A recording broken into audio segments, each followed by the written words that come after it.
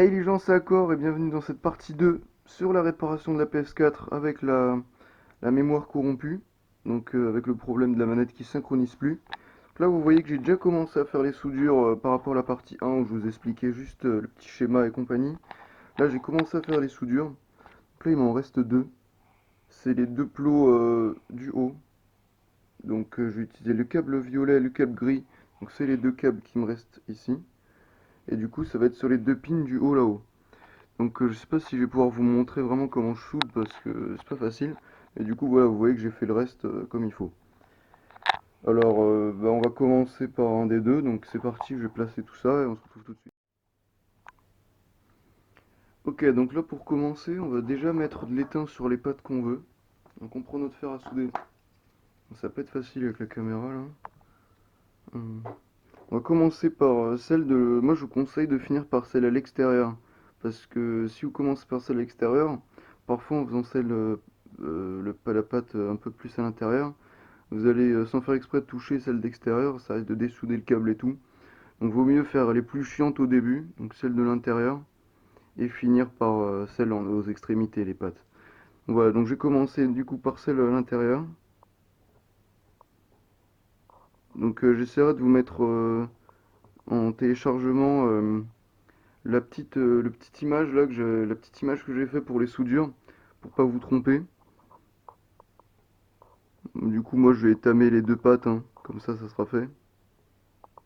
Et aussi un autre truc, faut pas rester, éviter de rester trop longtemps sur la même patte, parce que sinon ça aime pas du tout, le composant va pas kiffer, vous risquerez même que la pâte tombe en fait. Et là votre composant il est mort. Donc, euh, donc voilà, ne restez pas trop longtemps avec le fer à souder. Donc une fois que c'est fait,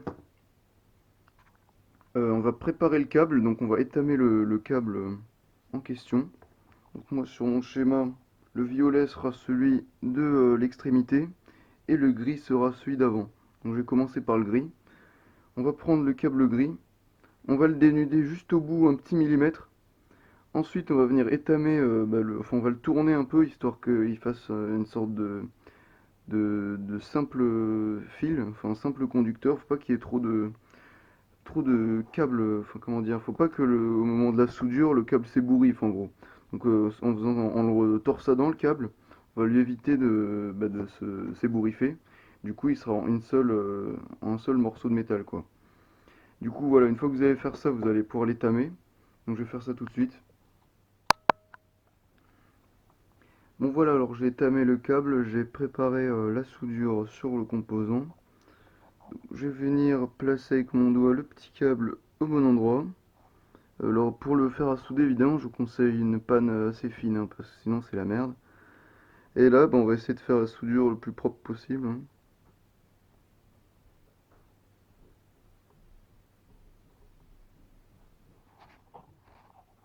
Donc voilà, vous voyez la petite soudure faite. Donc c'est vraiment la merde à filmer, hein, ce truc-là. Alors voilà, vous avez un peu vu comment faire, hein. Il y a juste à prendre de petits câbles. Donc je vous conseille, personnellement, moi c'est de la merde les câbles que j'ai utilisés. Là, ce truc-là, c'est de la belle chiasse. C'est des câbles de merde, tout simplement. Donc moi je vous conseillerais, ce serait les câbles que j'utilise pour pucer les GameCube. C'est le AWG30 ou du AWG28.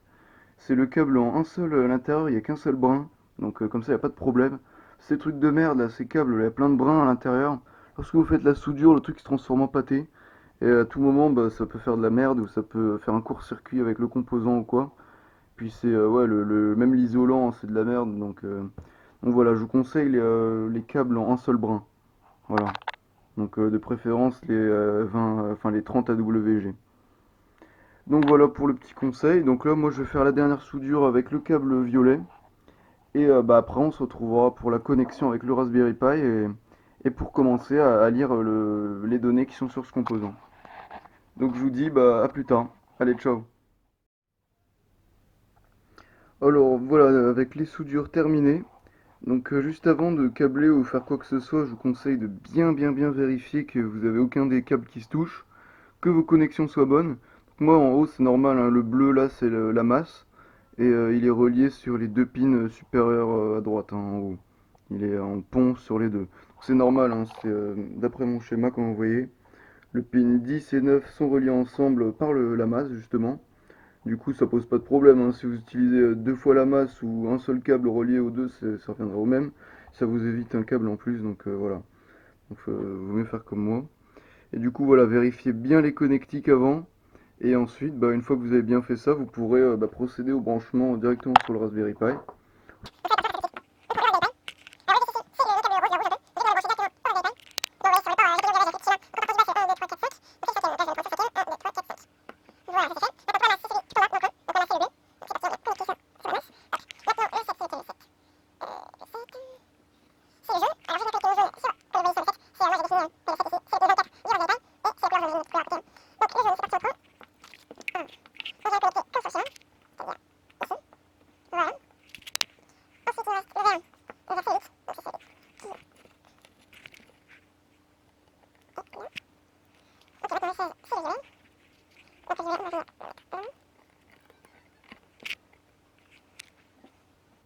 Et le dernier, le gris, qu'on va venir mettre ici. Donc après, évidemment, vous vous rendez compte que les couleurs, ça n'a pas d'importance, hein. Moi, je fais ça parce que j'avais un câble avec des couleurs. Ça permet un minimum de se repérer. Donc après, ouais, vraiment, le minimum, c'est pour le VCC le plus, quoi. C'est un petit rouge ou un petit truc qui est un peu vif, quoi. Et pour la masse, ouais, un noir ou bien un bleu, ça fait largement le boulot, quoi. Après, vous pouvez mettre n'importe quelle couleur, mais c'est vraiment pour vous repérer sur la partie puissance, etc. Donc là, voilà, je me suis référé au schéma que j'avais fait. J'ai entièrement connecté la puce au Raspberry Pi. Et maintenant, bah, il va juste rester à refaire, reprogrammer un firmware sur ce Raspberry Pi, un truc tout propre. Installer bah, les logiciels qu'il faut pour accéder à cette puce. Et ensuite, bah, voilà, on pourra lire ensuite ce qui est dessus et la reprogrammer avec le petit programme qui est dedans, ou bien peut-être c'est sur Windows, je sais plus. Mais en gros, avec le Raspberry Pi, on va pouvoir lire directement ce qui est sur cette puce, pour savoir où est le problème. Donc voilà, bah, sur ce, bah, on se retrouve avec l'étape de configuration du Raspberry Pi, et je vous dis bah, à très bientôt. Allez, ciao. Alors nous revoilà maintenant avec la configuration du Raspberry Pi. Donc on va tout de suite télécharger le système d'exploitation pour le Raspberry Pi. Donc on va sur le site officiel du Raspberry Pi tout simplement. Dans la catégorie Download, on a Noobs ou bien Raspbian. C'est Raspbian qu'on va choisir. Après vous avez le choix entre une version sans bureau, donc uniquement en ligne de commande, ou bien une version avec le bureau. Donc après je pense que les deux peuvent fonctionner, mais moi personnellement je vais prendre la version avec le bureau. Comme ça, si à tout moment vous voulez faire les manipulations directement sur le Raspberry Pi, ce sera un peu plus simple. Mais sinon, si vous avez une petite carte mémoire ou si vous voulez faire ça vraiment vraiment de manière simpliste, bah, vous pourrez prendre la version light, ça devrait fonctionner. Donc après, bon, c'est une différence de taille, hein. Celle-là, elle doit faire 400 MO, je crois, et l'autre, elle fait 1,6 Go à télécharger. Donc voilà, vous téléchargez votre petit Raspbian Stretch, donc c'est celui actuellement. Donc vous faites soit téléchargement par torrent, soit download zip, donc ça c'est par téléchargement normal. Ensuite, voilà, vous laissez ça télécharger et vous aurez besoin maintenant du logiciel Win32 Disk Imager, ce qui va permettre en fait de transférer l'OS du Raspberry Pi, donc le Raspbian. Ça va vous permettre de le transférer sur la carte SD du Raspberry Pi, donc SD pour moi et micro SD si vous avez un Raspberry Pi plus récent que le mien. Et donc voilà, vous allez télécharger. Par contre, je pensais que ce logiciel était en portable, c'est-à-dire que vous n'avez pas besoin de l'installer, mais en fait non, vous devez l'installer sur l'ordinateur. Donc voilà, vous le téléchargez ici, Download. Et ensuite, bon, on va se retrouver juste après avec les documents téléchargés et comment mettre ça sur... voilà, ça va ressembler à ça. Et comment mettre ça sur le Raspberry Pi. Donc je vous dis bah, à très bientôt. Allez, ciao. Hey, alors nous revoilà avec les fichiers nécessaires. On a toujours notre petit Raspberry Pi ici. Alors on a le Raspbian qui est là. On a Petit qui est là qui va permettre de contrôler le Raspberry Pi grâce à cet ordinateur. Et on a évidemment le logiciel, le Win32 Disk Imager, qui va nous permettre de mettre l'OS sur la carte SD du Raspberry Pi. On va tout de suite installer le Win32 Disk Imager.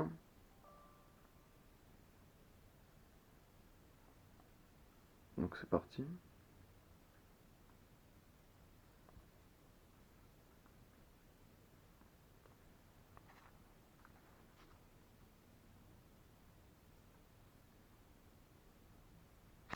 Voilà. On va extraire cette image Raspbian. Donc, clic droite, extraire les fichiers. Extraire ici.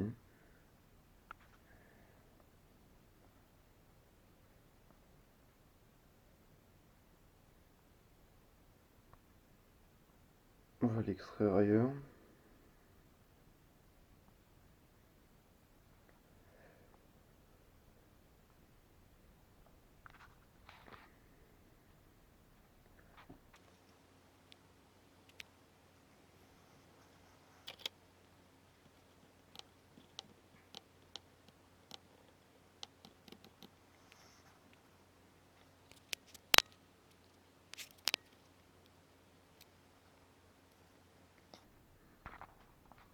Alors pendant ce temps-là, on va pouvoir déjà prendre la carte mémoire et l'installer dans l'ordinateur.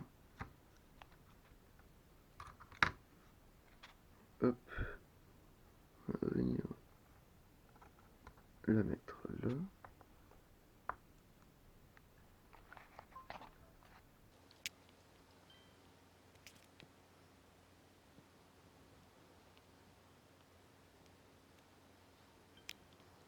Ok, donc là on a extrait le Raspbian Stretch sur le bureau.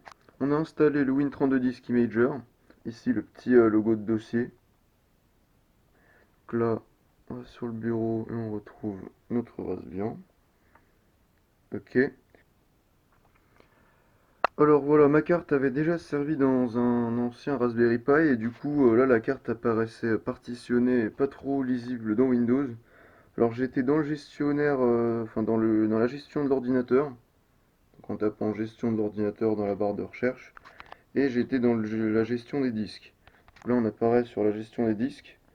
Donc là en tout en haut c'est le disque dur interne, enfin la mémoire interne de ma tablette. En dessous, c'est la clé USB qui est là, qui avait mes petits Raspbian et Win32 Disk Imager. Et ensuite, on retrouve la carte SD que j'ai insérée qui est là avec ses trois partitions.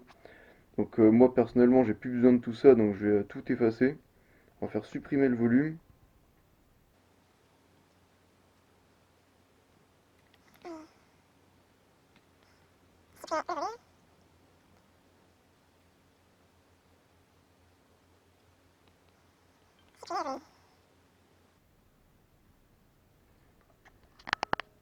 Voilà, donc maintenant on a un espace non partitionné.